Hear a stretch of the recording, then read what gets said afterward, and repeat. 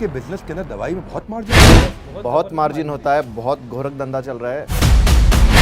ओह अच्छा, मतलब आप भी कमा रहे हैं इसमें। आपके पास में ब्रांडेड दवाइयाँ नहीं है जी। डॉक्टर आपकी दवाई तो रेकमेंड करता नहीं, वो लिखता है क्रोसिन लो, आप क्रोसिन बेचते नहीं।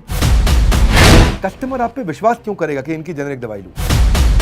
आपका केमिस्ट कोई गलती भी कर देता है, दवाई चाहिए थी एक्स, उसने दे दी वाई। लगभग 6.25 करोड़ लोग सफर कर रहे हैं, आज स्ट्रगल कर रहे हैं गरीबी में, क्योंकि दवाइयां और इलाज उन्हें और गरीब बना देता है। महंगाई के दौर में आती हैं ऐसी दवाइयां जो चुरा लेती हैं लोगों के रातों की नींद और दिन की कमाइयां। आइडियाज की इस रेस में दौड़ता तो हर कोई है, लेकिन फिनिश लाइन तक पहुंचता कोई कोई है। हम लेकर आए हैं आप ही के लिए स्टार्टअप्स का वो सफर जो करने नहीं देता कस्टमर को सफर। दो सफर हो गए, एक सफर जाने वाला और एक सफरिंग वाला सफर। नमस्कार, विवेक बिंद्रा बोल रहा हूं, फाउंडर एंड सीईओ बड़ाबिजनेस.com। Welcome to the business idea series. आज जिनसे आपको मिलवाने वाले हैं, उन्होंने फार्मा सेक्टर में सस्ती दवाई दे करके संजीवनी बूटी का काम किया। जैसे हनुमान एक जरूरत के समय पे लक्ष्मण के लिए संजीवनी बूटी लेके आए, ये लोगों के लिए सस्ती दवाइयां लेकर के आए। जेनेरिक कार्ड कंपनी का नाम है।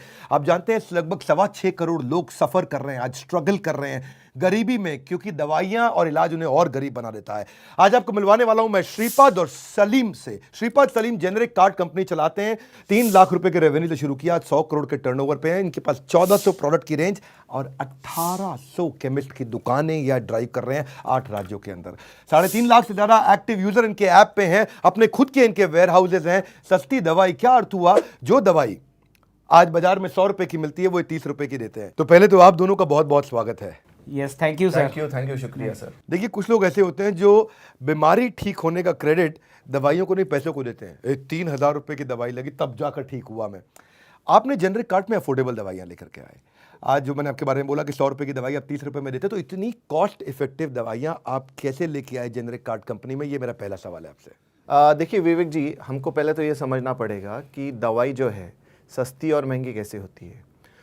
दोनों दवाई जो ब्रांडेड हो या जेनरिक हो, दोनों का मैन्युफैक्चरिंग कॉस्ट सेम होता है।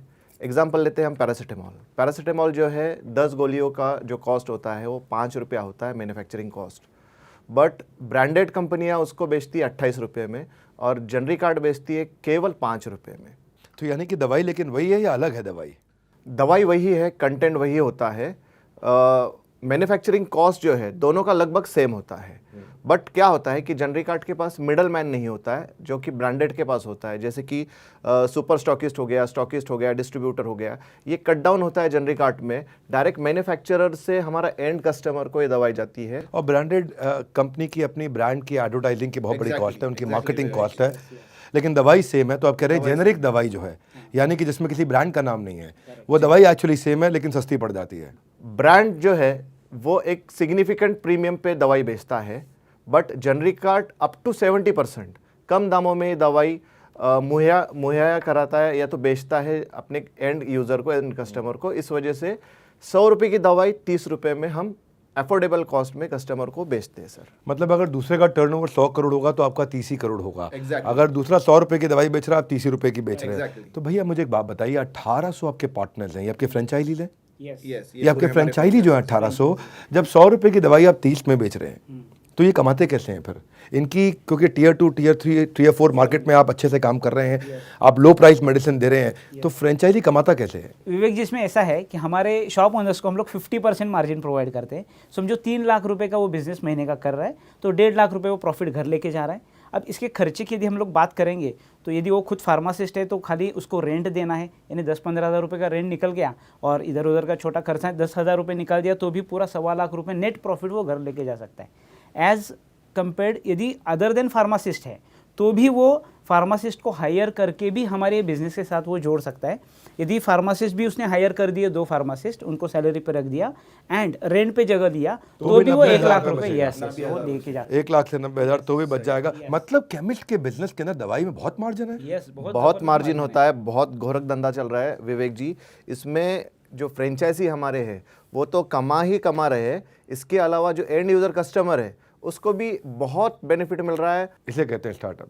दोनों टच पॉइंट को फायदा हो रहा है। एंड कंज्यूमर को सस्ती दवाई मिल रही है और बीच में केमिस्ट भी कमा रहा है। और नेचुरली ये तो आज 100 करोड़ के टर्नओवर से 1000 करोड़ पे जाने जा रहे हैं। मैं ये जानना चाहता हूँ आपको, इतना आपने बढ़िया स्केल किया इसको, आपका यूनिट लेवल इकोनॉमिक्स कैसा रहता है? क्योंकि देखो आपने सस्ती दवाई भी दी, 50% मार्जिन भी उसको दे दिया, वो भी कमा रहा है, आप अपना पैसा जो बचता है वो कहाँ लगाते हो? आप कुछ बचा पाते हो या आप लॉस में जा रहे हो? विवेक जी, इसमें ऑलमोस्ट ट्रेनिंग, टेक्नोलॉजी, परचेस, इस पे खर्चा करने के बाद भी 10% हमारे पास रह रहे हैं।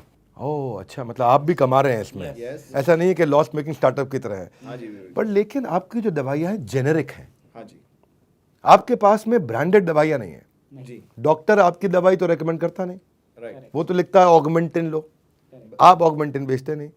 वो लिखता है क्रोसिन लो, आप क्रोसिन बेचते नहीं, आप बेचते हो जेनेरिक।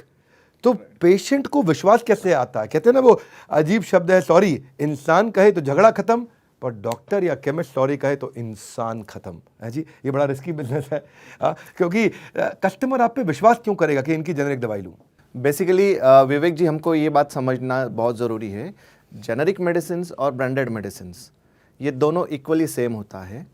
और प्रधानमंत्री जो हमारे पीएम सर है, उन्होंने जेनरिक मेडिसिन बहुत सारे उनके स्पीचेस में बताया है कि अपील किया है कि generic medicine quality wise is same as a branded, और जेनरिक मेडिसिन को आप कंज्यूम कर सकते हैं और उसका बेनिफिट आप उठाएं। जेनरिक दवाओं की आपको खुशी होगी, दुनिया भर के बाजार में उपलब्ध किसी भी दवा से जरा भी कमजोर नहीं है।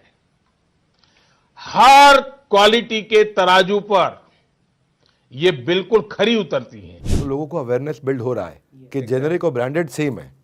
लेकिन क्या आपका केमिस्ट कोई गलती भी कर देता है कि दवाई चाहिए थी एक्स, उसने दे दी वाई? नहीं, इसके लिए एक सॉफ्टवेयर हमने डेवलप किया है जहाँ पे आप अगर किसी ब्रांड का नाम डालते हो, फॉर एग्जांपल क्रोसिन डालते हो, तो उसका इक्विवेलेंट जो है पैरासीटामोल होता है, कितने एमजी में होता है, ये पूरा आपको डिस्प्ले पे दिखता है और उसका पूरा अवेयरनेस हम कस्टमर को देते हैं। बहुत अच्छा टेक्नोलॉजी आपने बिल्ड किया। टेक्नोलॉजी आज के टाइम पे बहुत बड़ा एनेबलर है। सही बात। और टेक्नोलॉजी नहीं है तो डिसेबलर है। तो बिजनेस में जैसे ऊबर के पास में एक कस्टमर की ऐप होती है, एक ऊबर के पास में ड्राइवर की ऐप होती है, ऐसे ही स्विगी के पास में एक कस्टमर की ऐप होती है, एक उसके पास में अपने डिलीवरी वाले लड़के की ऐप होती है। हमारे भी बड़ा बिजनेस में एक कंज्यूमर की ऐप है और ऐसे ही हमारे एक आईबीसी की ऐप है। तो ऐसे ही आपकी भी कोई अपनी ऐप होगी जो केमिस्ट की ऐप होती होगी। तो उसमें क्या क्या दिखाते हो वहाँ पे? विवेक जी, एक कस्टमर है जो 5,000 की दवाई लेने वाला था हमारे पास, उसके बारे में हमें पहले से ही पता चल जाता है, जो हमारा इंटेलिजेंट सॉफ्टवेयर सिस्टम है, और उस वजह से उस केमिस्ट को 5,000 की दवाई या तो जो भी मेडिसिन रिक्वायर्ड है वो पहले से हम उसको अवेलेबल करवाते हैं, जिससे उसके जो लॉसेस है वो ना के बराबर होता है। तो मतलब पर्चा बाउंस हो सकता था, कस्टमर वापस लौट सकता था, काउंटर से छोड़ के जा सकता था, पर आप आउट ऑफ स्टॉक नहीं रहने देते उसको। Exactly sir. अच्छी बात यह है कि ना तो ये कभी केमिस्ट को अपने ओवर स्टॉक होने देते हैं, ना उसको कभी आउट ऑफ स्टॉक होने देते हैं। यानी कि आपका रीऑर्डर लेवल मैनेजमेंट बहुत बढ़िया है। ये इंटेलिजेंट सॉफ्टवेयर है आपका। आपकी टेक्नोलॉजी पे समझिए कि नया स्टार्टअप शुरू करना हो तो टेक्नोलॉजी पे काम करना जरूरी है। मुझे इनका रीऑर्डर लेवल मैनेजमेंट समझ में आया, मुझे एक्सपायरी मैनेजमेंट समझ में आया, रैक मैनेजमेंट समझ में आया। इनसे जितना मैंने बात किया और अच्छा लगा मुझे। और मैं आपसे पूछना चाहता हूं, अगर कोई छोटे बड़े शहर से है और वो भी इस तरह फार्मा के बिजनेस में एंटर करना चाहता है तो उसको आप क्या सुझाव देना चाहेंगे? विवेक जी, बिजनेस कोई भी हो, फार्मा को हो या अदर कोई हो, इसमें कस्टमर का प्रॉब्लम ढूंढना बहुत ज़रूरी है। जैसा हम लोगों ने एज ए जेनरिक आर्ट ने कस्टमर के प्रॉब्लम ढूंढे, उसको महंगी दवाई सस्ते दामों में अप टू 70% डिस्काउंट रेट में देने की कोशिश की। ये हम लोगों ने किया। केमिस्ट जो है हमारे, उसको भी 50% का प्रॉफिट हमने उसको मिल सके इसका प्रोविज़न हमने करवाया, जो कि पूरे वर्ल्ड में या तो भारत में ऐसा कोई भी बिजनेस नहीं है जो केमिस्ट को 50% का मार्जिन देती है। और ये प्रॉब्लम्स हमने उसकी समझी और उसको ये 50% का मार्जिन दिलवाया। इसी रीज़न से आज हमारे 1800 फ्रेंचाइजी है और इसके आगे 18,000 होंगे, 1,80,000 होंगे सर। सो कोई भी काम या तो कोई भी प्रॉब्लम जो है उसको सॉल्व करने से आपका बिजनेस बढ़ सकता है, ग्रो हो सकता है। 1800 से 18,000 और 18,000 से 1,00,000। बहुत बड़े। तो आप कह रहे हैं फार्मा इंडस्ट्री हो, कोई भी इंडस्ट्री हो, कस्टमर की प्रॉब्लम पकड़ो और उसको सॉल्व करो। बहुत बहुत बधाई। आज ये 1800 से 18,000, 1,80,000 पे जा रहे हैं। फ्रेंचाइजी के थ्रू केमिस्ट को एक्वायर कर रहे हैं। एसेट लाइट हो जाता है, खर्चा नहीं लगता, एक्सपेंशन लो कैपिटल से होता है, फिक्स कॉस्ट इनकी आती नहीं है, रैपिड एक्सपेंशन और इकोसिस्टम में सबका फायदा। मेन मुद्दा यही है कि कस्टमर को सस्ती दवाई और केमिस्ट की मोटी कमाई और साथ में ये भी ग्रो कर। प्रधानमंत्री ने भी जेनेरिक दवाइयों पे बहुत जोर दिया है। तो कहते हैं कि महंगाई के दौर में आती हैं ऐसी दवाइयां जो चुरा लेती हैं लोगों के रातों की नींद और दिन की कमाइयां। उसी को उन्होंने सॉल्व किया है। नए आइडिया का है जमाना, आज के युवा ने कुछ अपना अलग करने का है ठाना। ये तो था जेनेरिक कार्ड। अगर आपके पास भी कोई बिजनेस आइडिया है और आप चाहते हैं हम आपके बारे में आकर के बात करें, तो आपको मैं लिंक दे रहा हूं, उस लिंक पर जाकर के आप रजिस्टर करिए, अपने बिजनेस आइडिया को शेयर करिए हमारे साथ और हमारी टीम आपसे संपर्क करेगी। अगर आपके आइडिया में, अगर आपके बिजनेस मॉडल में दम होगा तो हम उसको यहाँ पे आकर के शोकेस करेंगे। हमारे साथ जुड़े रहने के लिए, बिजनेस आइडिया सीरीज के सारे वीडियोस को देखने के लिए, जेनेरिक कार्ड को नीचे कमेंट बॉक्स में आके सस्ती दवाइयों की प्रॉब्लम को सॉल्व करने के लिए उनको बधाई दीजिए। आप सबका हृदय की गहराई से प्रेमपूर्वक बहुत बहुत धन्यवाद।